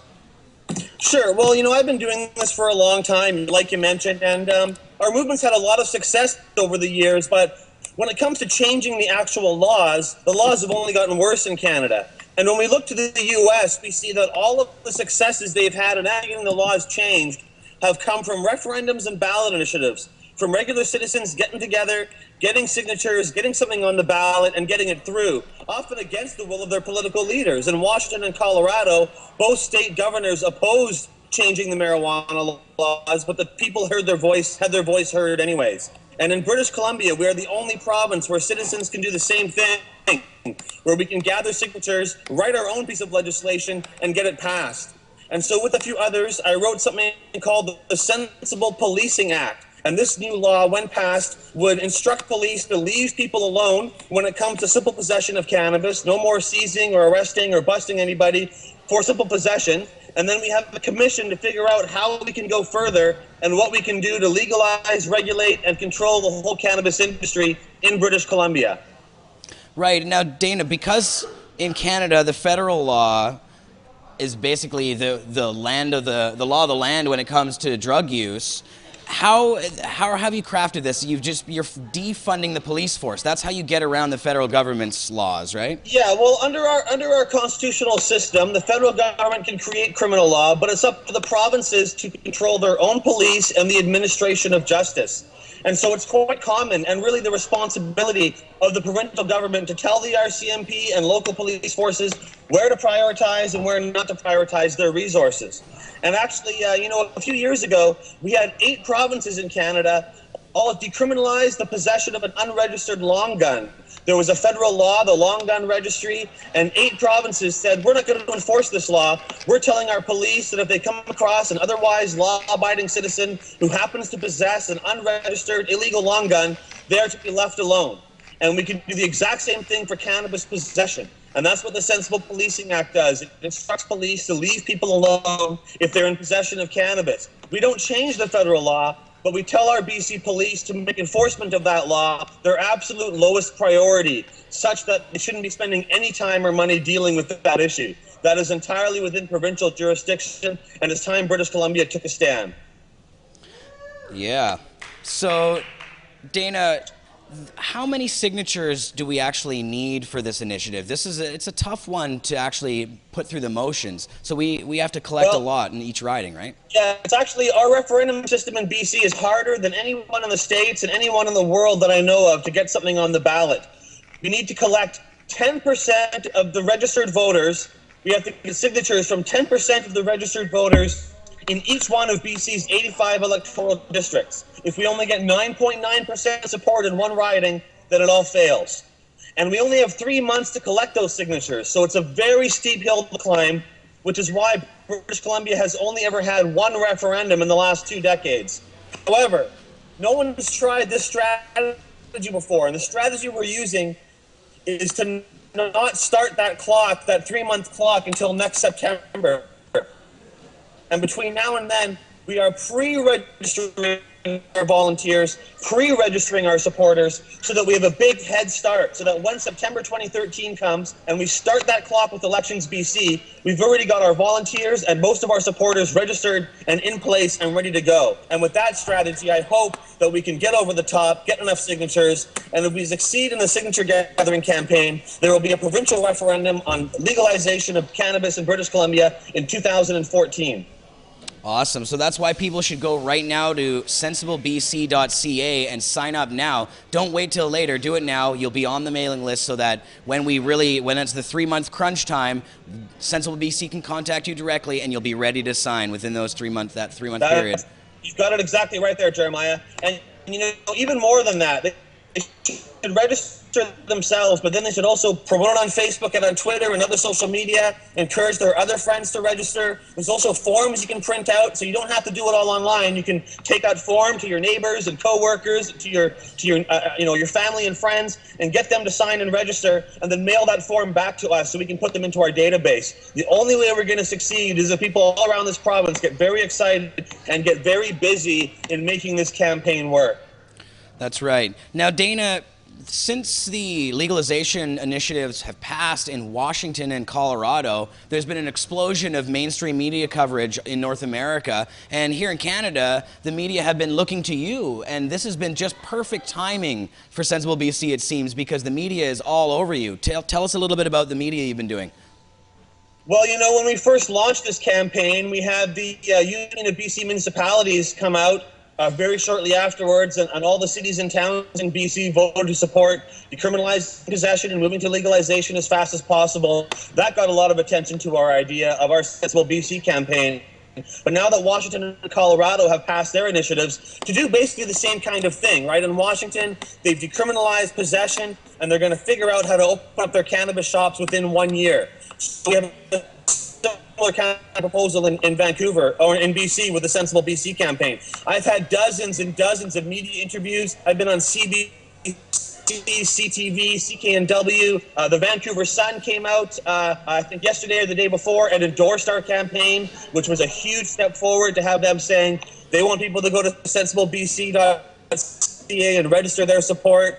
The Globe and Mail had us on the front page last week, a columnist in the Province newspaper. There's been stories in Norwegian and Chinese media about this as well. So our campaign has had enormous media coverage, which is really helpful in getting the word out. And also, you know, I put 10,000 kilometers on my car and my rental car here since I started this camp, since we got going in the middle of October. I've had a great deal of local media coverage as well. Local radio, local TV, local newspapers in different communities that I've been visiting have also been covering and spreading the message. And so it's really important we get the word out that if we work together, British Columbians can change the law and actually have a vote to legalize cannabis in British Columbia. And that will be a historic ballot to cast. No kidding. Now, we talked about the media, but what about endorsers, Dana? I know I've seen the former Attorney General and other people in the province here talking about actually legalizing pot, like the states, and Cash Heat and others have called for it. Have any of them actually voiced support directly for Sensible BC, or is there any official endorsements? Well, the Vancouver Sun endorsed us very officially. Cash Heat talked very specifically what we're calling for at the same time.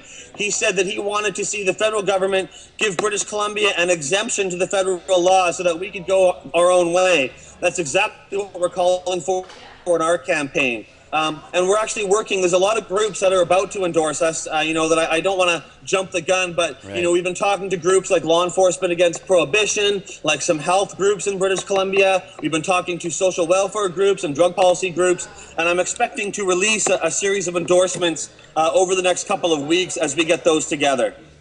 So lots of exciting stuff coming up. Dana, how much longer do you have left on the tour, and where are you stopping? Well, I'll basically be touring British Columbia until we legalize cannabis, really. So I probably have 2 years to go. But I'm going to be coming home this weekend, which will be nice. I haven't been home a lot recently. On Monday, I'm on the road again in Penticton. Then we're doing Kelowna, Kamloops, and Vernon as well. And so I got a lot of places to go. In early December, we'll be going to Vancouver Island. I'll be hitting Qualicum and Parksville and Victoria and Nanaimo and many other towns. And then in January, we're going to focus on the Lower Mainland area. And then in March, I want to start the tour again. But in March, we're going to try to put on panel discussions, get bigger halls, and seek out, you know, much larger groups to come and find out what's going on and advertise and promote more heavily in advance. The goal is to build momentum over the next 10 months so that when we come to September 2013, people are very excited, very informed, and we've got a lot of folks pre-registered and ready to go. And so my tour is building up momentum, talking to people one-on-one, and spreading the word. And you know, I might talk to a few dozen people that come out, but then the local paper and the local radio will cover it. So we're really reaching, you know, hundreds, if not thousands of people at every stop we make. And I've been to over 24 cities and towns now, but I have a lot more to go. Well, Dana, you know what? I thought we'd play one of the videos I have here featuring you in the media. I have a couple clips, actually. I thought I'd just play both of them, but maybe we'll start with, this is a clip not just from the last couple of weeks, but this is from a little bit earlier. This clip is from a few months back. Now, this was after the Union of BC municipalities came together. Now, these were the mayors of municipalities across the province. So, Dana, that was a very big win there as well. And this clip, they featured you guys a lot at the same time as this vote. And you guys actually put on a conference right there next door, a panel. Maybe just quickly tell people about that. Yeah, sure. We had a wonderful panel happening around the same time as the Union of BC Municipalities was meeting and having their vote. And on that panel, we had about 500 people attend from Victoria. It was a packed house. It was really good to see that support. And we had Dr. Evan Wood from the Stop the Violence campaign. We had Constable David Bratzer, who's the head of law enforcement against prohibition in Canada. We had the mayor of Metchosin, John Rands. We had Nicholas Simons, who's the NDP MLA for the Sunshine Coast. And it was moderated by Philippe Lucas, who was a former city councillor from Victoria and the founder of the Vancouver Island Compassion Society.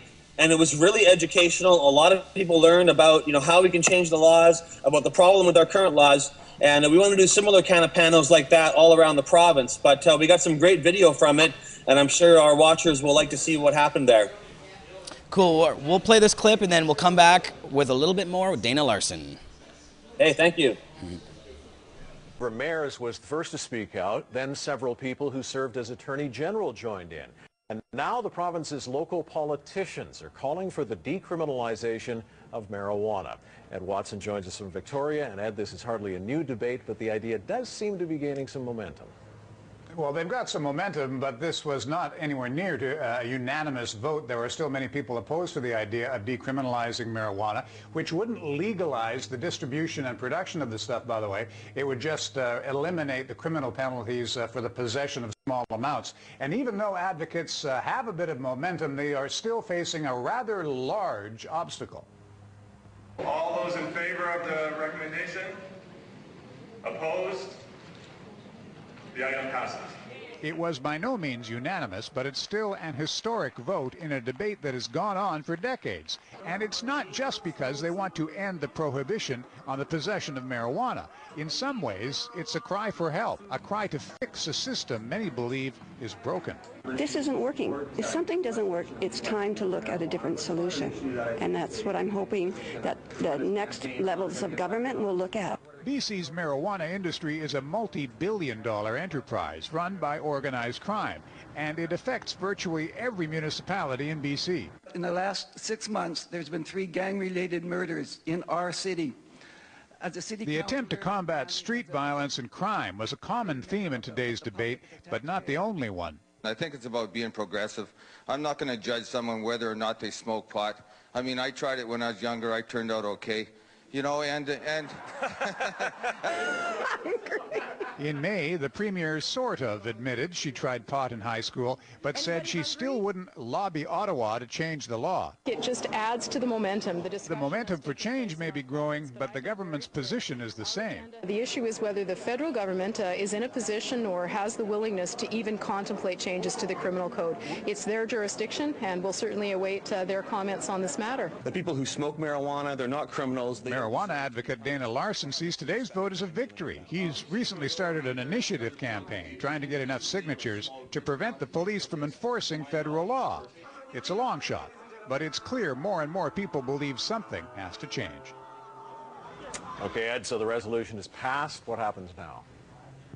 Well, the resolution will be passed to both the federal and provincial governments, but don't expect too much to happen. The federal Tories have already said on a few occasions that they're opposed to decriminalizing marijuana, but the Conservatives hold 21 of 36 seats in British Columbia. If shifting public opinion threatens those seats, that's the sort of practical politics that might just get the government's attention. Mike, Tamara?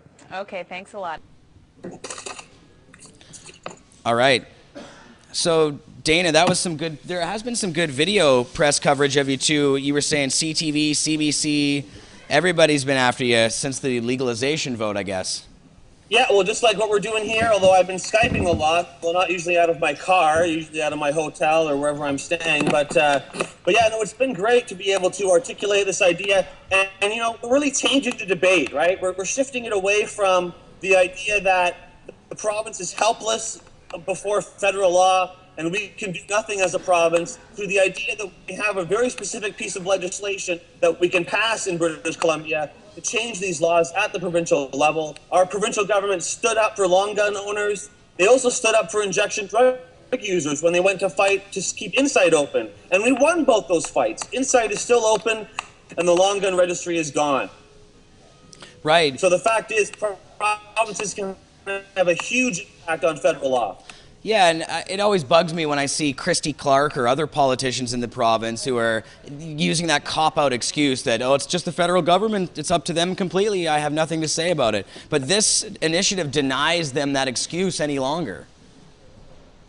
Exactly, and that's what we put out there. So whether or not we succeed in our referendum, and I think we will, but I mean, even regardless, we've been able to shift the debate. We're bringing a new pressure on our leaders, and I don't really understand why they're not all clamoring to get on board. We've got 80% support for this issue in British Columbia, so I would think that a political leader would want to get behind it and get those votes.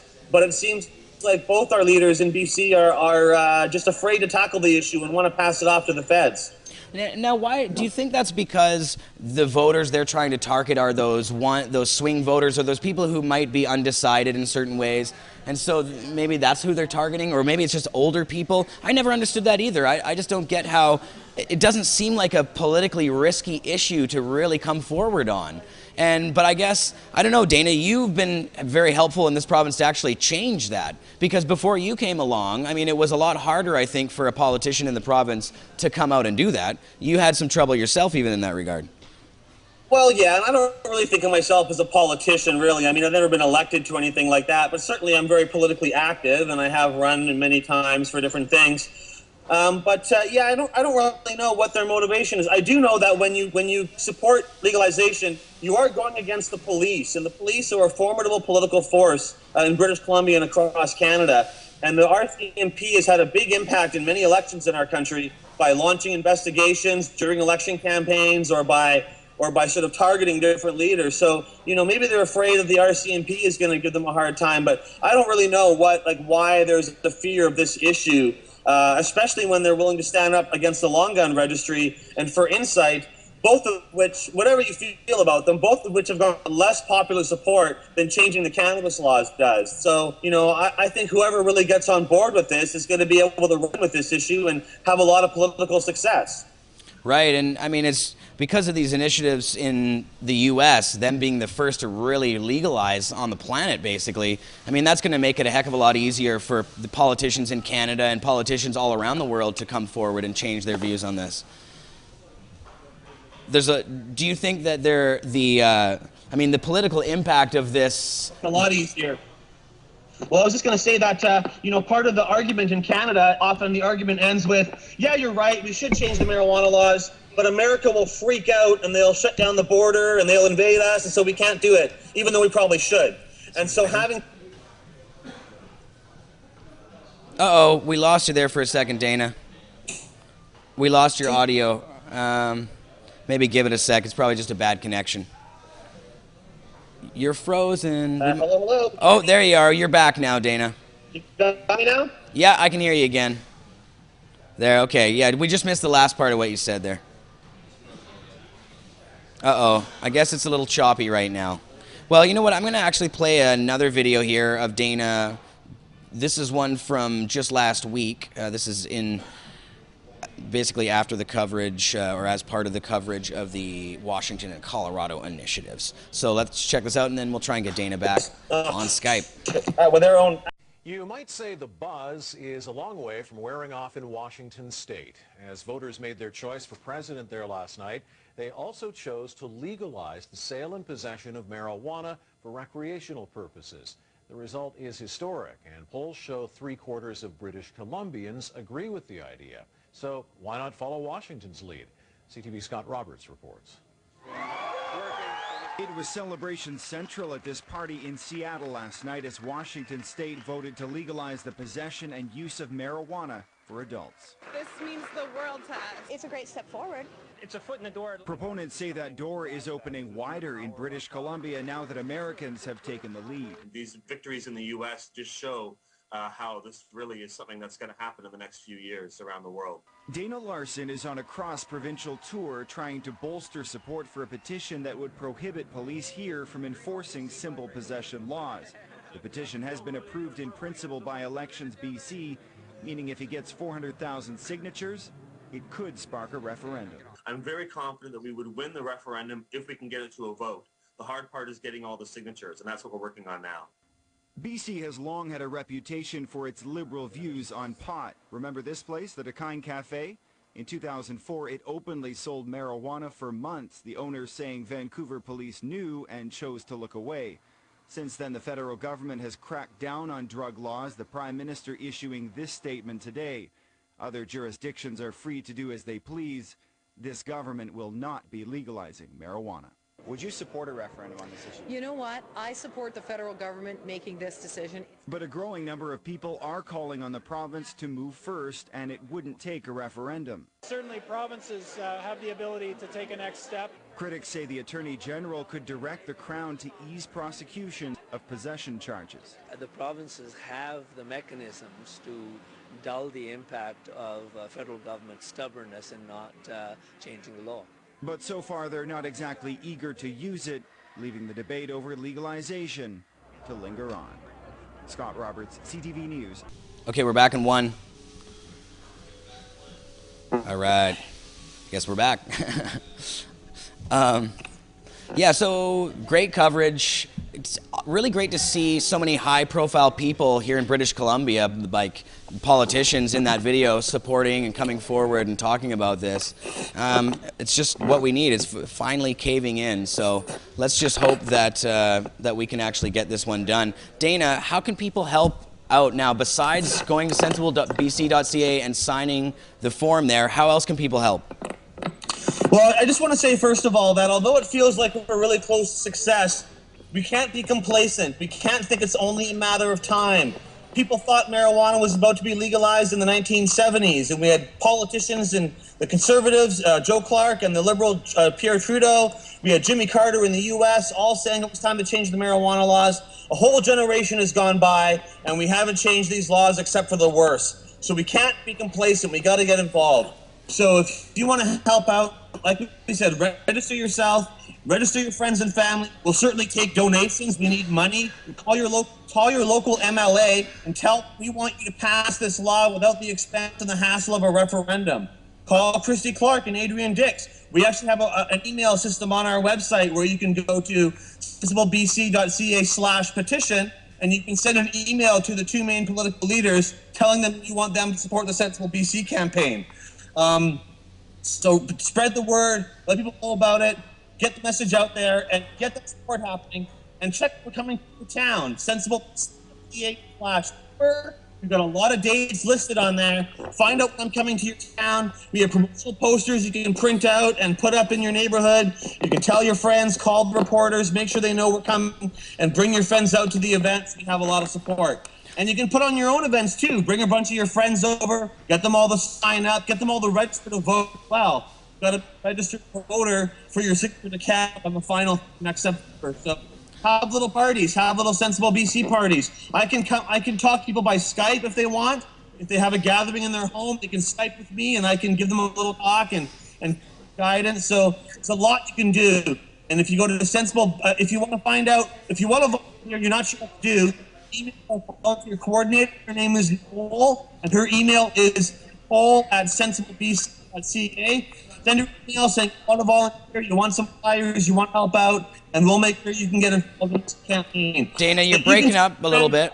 It's kind of a little hard to hear you. So I just wanted to say those, the address and the email address again. The original URL you listed was sensiblebc.ca/tour. Was that right? That's where you can find all our tour dates, yes. Right, and then Nicole is the coordinator if you want to help out with the campaign. Get a hold of Nicole, and that's Nicole@sensiblebc.ca, is that right? You got it. That's correct. Nicole at sensiblebc.ca. Fantastic. So that's how you can get involved with the campaign. Go now to sensiblebc.ca. Please sign up. Tell your friends in BC. Spread it around everywhere. Dana, thank you so much for pulling over and doing an interview, side of the road interview with us. I hope you have safe travels on the rest of this leg of your trip, and I can't wait to see you back here soon. I'm flying home tomorrow, so I'm looking forward to being home in my own bed for 2 nights, and then we're in Penticton on Monday. Excellent. Well, as I was saying before, I'm actually hoping to come along with you on at least a small part of the tour, maybe when you get over to Vancouver Island. So maybe we can do some live broadcasting on the way or something. That sounds great. That'll be in early December. We're hitting all of Vancouver Island over those 2 weeks. So if you live on Vancouver Island, go to sensiblebc.ca/tour and find out when I'm going to be in your town. Awesome. Dana Larsen, thank you so much. sensiblebc.ca.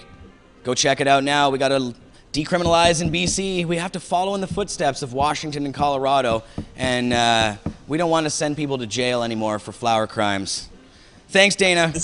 It's an idea whose time has come, and let's make it happen. Let's not pass it off to the next generation.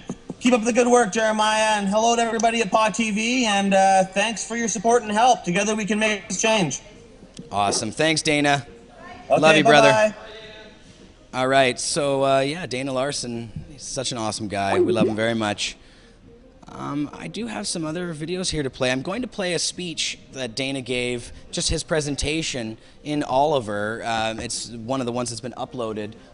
They were uploaded into 2-minute clips, and so I've sort of sewn them all together. Now, Marius, you don't have that on your system yet. I'm going to give you this little data stick right now. This has the file on it. So, but we'll get to that in a second. I'm going to play a couple of videos before we do watch Dana. So the first one I'm going to play here, I was going through some of the individual newscasters here that I like from some of the different networks. Now, another MSNBC broadcaster, Lawrence O'Donnell, had this to say about the legalization initiatives and why your vote matters. I guess this is some of the proof.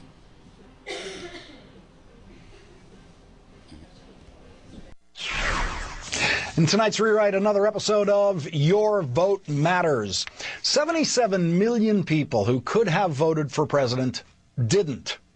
There are a few different kinds of non-voters at the presidential level. First of all, some voters were understandably discouraged by voter ID laws and other unique first-time attempts to suppress their vote. I'm not talking about those people tonight. I'm talking about people who could have easily voted and didn't. They include some people who kind of sort of mean to vote but then don't get around to it on election day for a variety of reasons, from flat tires to you name it, including some legitimate last-minute reasons, illness, things like that. Another sizable group who don't go out and vote during presidential elections are those who live in intensely red or intensely blue states where there is absolutely no doubt what the Electoral College result will be in their state. Another group are those who believe that there is no big difference between Democrats and Republicans. That group thinks that voting doesn't matter ever. They are, of course, in a word, wrong. There is always a huge difference between the Democratic candidate for president and the Republican candidate for president on whom they would select for Supreme Court justices, and that is a difference that can have an important effect on our lives for generations to come. There are, of course, about 1,000 other reasons to vote for president, but if none of them move you, then there are always some local issues that have to be resolved on state ballots. Now, you saw how complicated some of those can be when I filled out my California ballot right here on the show with the help of former California Governor Gray Davis, because I couldn't do it myself. In Washington state, initiative measure number 502 to legalize marijuana possession up to an ounce for people over the age of 21 was on the ballot. 1,540,928 voted yes for legalizing marijuana in Washington state, and they instantly changed some lives in the process. The measure won 55% of the vote, and days after the election, Washington state prosecutors in 2 counties immediately began rewriting the charges against people who've been arrested for marijuana possession. They now intend to charge them with nothing. Prosecutors are now taking action to dismiss charges in all of these simple marijuana possession cases in their jurisdictions. King County Prosecutor Dan Satterberg has decided to apply the new law retroactively to defendants who were arrested before Election Day. Although the effective date is not until December 6th, there is no point in continuing to seek criminal penalties for conduct that will be legal next month, Satterberg said. About 40 such cases had already been filed in King County, which includes Seattle, as criminal prosecutions. Those 40 will all be dismissed, and another 135 cases that had not yet been formally charged in court will all be dropped. In Pierce County, which includes Tacoma, prosecutor Mark Lindquist said he was dismissing all of about 46 cases of simple possession of marijuana. He said, the people have spoken through this initiative, and as a practical matter, I don't think you could sell a simple marijuana case to a jury after this initiative passed. In an interview with the Seattle Times, King County Prosecutor Dan Satterberg said, I think when the people voted to change the policy, they weren't focused on when the effective date of the new policy would be. They spoke loudly and clearly that we should not treat small amounts of marijuana as an offense. Allison Holcomb, who was the campaign manager of the campaign to decriminalize minor marijuana possession, said she was, quote, incredibly moved by Satterberg's announcement. She said that the prosecutor showed, quote, incredible courage. More than 220 marijuana possession cases instantly dismissed. More than 220 lives saved from criminal records. Allison Holcomb is right. It did take some courage for the prosecutors to decide to drop those cases based on last week's vote. And it took wisdom, the collective wisdom of voters, to make that happen.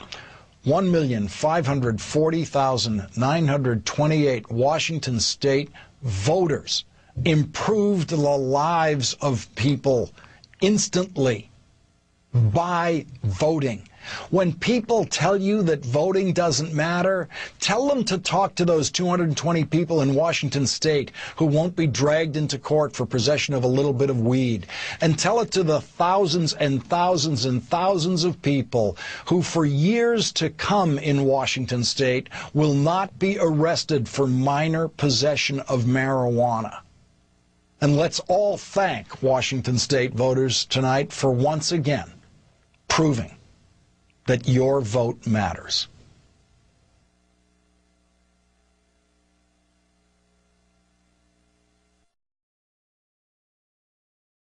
Oh, I didn't put the... That's okay. Right.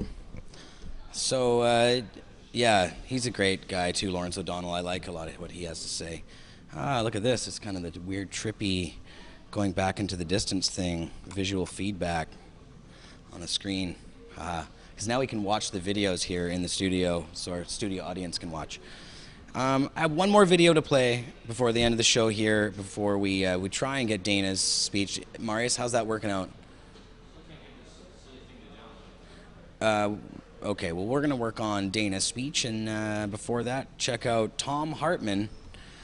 And this is RT, Russia Television, Tom's show. I like Tom a lot. He's been doing a radio show for a long, long time. Great progressive voice on the radio. But check out the clip.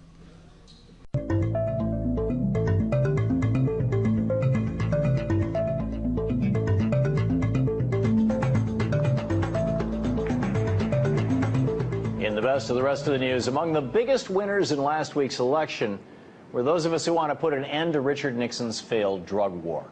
Voters in Washington State and Colorado took bold steps last Tuesday to approve ballot measures that legalize marijuana for all purposes and regulate and tax marijuana just like alcohol. And already the passage of these new marijuana legalizing ballot initiatives is having a profound impact on that failed drug war. In Washington State, 2 county prosecutors have already moved ahead and dismissed more than 200 misdemeanor marijuana cases, providing much-needed relief to an already overburdened criminal justice system. In 2010 alone, more than 750,000 Americans were charged with possession of marijuana, and virtually all of those arrests take place on a state level. And with states dealing with budget cuts and overcrowded prisons, letting nonviolent drug offenders go by legalizing marijuana seems like the smartest thing to do. The only question is, how will President Obama's Justice Department, which hasn't shied away from busting legal medical marijuana dispensaries in California over the last 4 years, how are they going to react to these new laws? Joining me now is Sean Dunnigan, member of Law Enforcement Against Prohibition, a former DEA Senior Intelligence Research Specialist. Sean, welcome. Thank you very much. Thank you for having me. Very pleased to have you with us. What's your take on the historic nature of these legalization efforts in Colorado and Washington? Well, it's exactly that. It's historic. It's game-changing. Nothing like this has happened before. Not even, from, as you mentioned, Richard Nixon began the war on drugs about 40 years ago. This is really the first significant state pushback against those policies. So it's historic. Nothing like this has happened before. And it really reflects, these referenda weren't passed in a vacuum. They really reflect shifting public opinion about marijuana and about what the proper kind of way we as a society should go about addressing problems of substance abuse. Yeah. So it's a game changer. I have no doubt that other states will follow suit probably as soon as next year or 2 years from now. And I really think this is sort of the beginning of the end of the war on marijuana at the I agree. I think a tipping point has been reached. Prohibition of alcohol, went into the Constitution and came out of the Constitution within a decade or so. It didn't take very long for Americans to figure out that all prohibition did was empower the John Dillingers of the world, basically create a criminal underground, and that the problems that they had been trying to solve of things like alcoholism were actually medical problems, not legal problems. Do you think that realization has really sunk in? And you're a former law enforcement official. That your organization is law enforcement agents by and large, officials. What is the general sense in the law enforcement community in the United States about the decriminalization or the legalization or the controlled status, alcohol status of pot?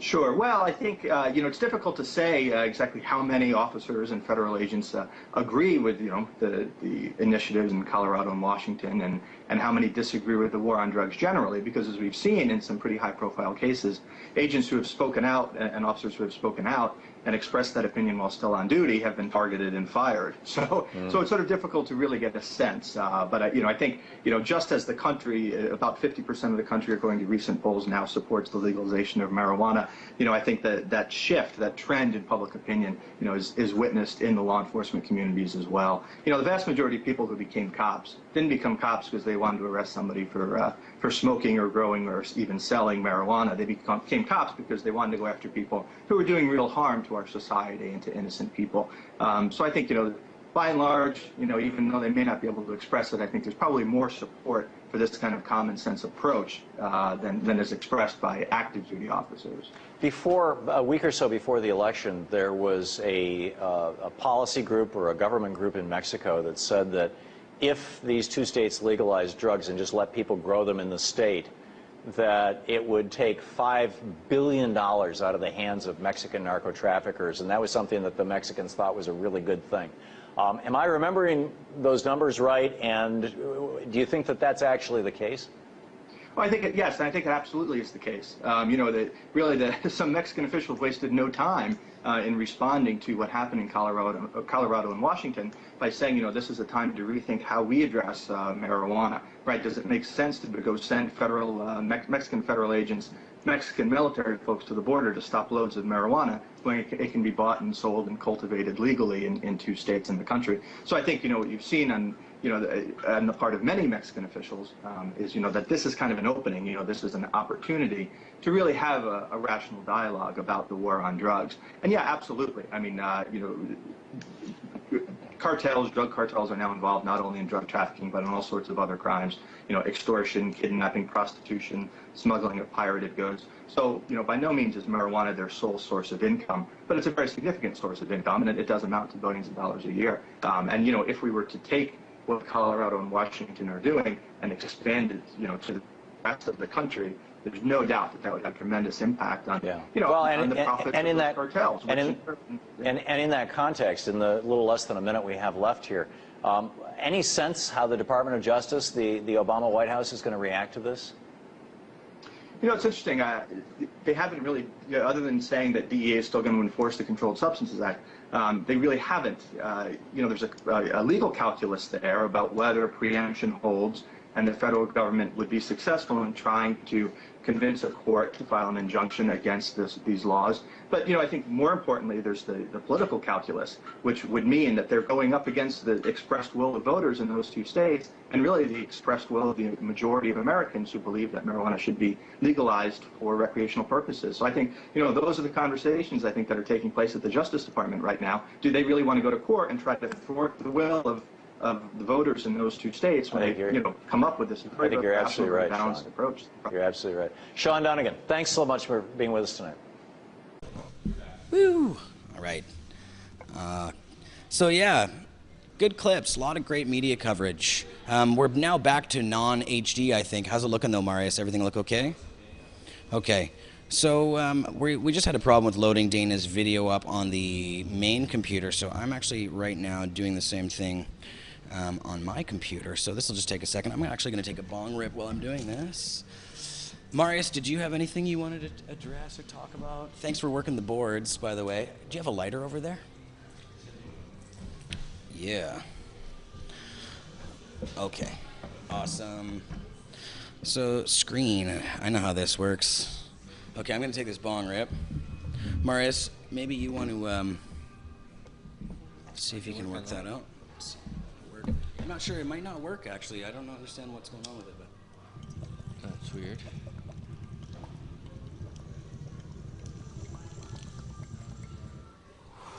Where's the little bar?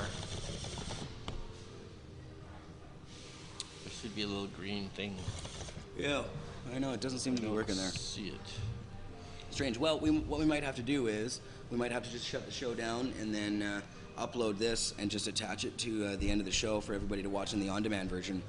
It'll probably take about 10 to 15 minutes for it to actually upload, so it won't be available. Go back to camera. But once it does, we can just put it on live for you guys. I don't think Vapor Central is having anything happening tonight. Usually they do come on around 6 o'clock, but yeah, unfortunately for the people who are watching live right now, there may be a little bit of a gap before we're able to play the Dana video for you on-demand watchers. You'll be able to watch it right away. So anyways, much appreciated you guys tuning in today. It was awesome. Big thanks to Dana Larsen for stopping on his tour on the side of the road and tuning in live with us. Big thanks to Marius, Jodie Emery on the show. Thanks to Karina for being down here, passing me joints and bringing me stuff. Yeah, it was a great show, and we'll be back again next Friday, of course. Before that, you can watch me on the McMahon Show on Monday, on From Under the Influence with Marijuana Man on Wednesday as well, and there's lots of quality programming at Pot TV. Marius, you're going to have to go and... oh, look. Yeah, you're going to have to go and do the studio thing here to get rid of us. But anyways, Pot TV, love y'all, and we'll see you next Friday on another episode of Cannabis Culture News Live. Peace. SensibleBC.ca.